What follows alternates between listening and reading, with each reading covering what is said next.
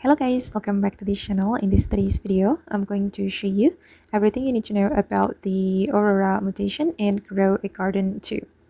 So guys, this is one of the rarest and most valuable mutation in the game. So if you want to make a lot more money from your crops, make sure to watch until the end. Okay, first of all, guys, the Aurora mutation can only be obtained during the Aurora Weather Event. Unlike some other mutations, you cannot apply it using gear, pads, or fertilizer. The only way to get this mutation is by having crops in your garden while the Aurora event is active.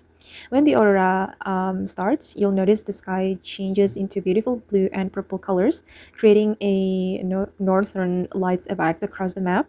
This weather event lasts for a limited time, so you need to be ready before it appears. Before the event begins, make sure your garden is full of crops. The more fruits and plants you have growing, the better your chances of getting the aurora mutation on some of them. Once the event is active, simply stay in the server and let your crops continue growing. The mutation is applied randomly, so not every fruit will receive it.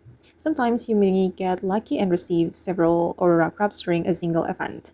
And how do you know if a crop has the Aurora mutation? Aurora mutated crops will have a beautiful blue and purple glow with a smoky visual effect around them.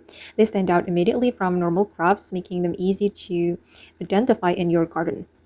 Okay guys, and that's all about the Aurora mutation and grow a garden too. I hope this video will be useful for you. Thank you so much for watching and bye!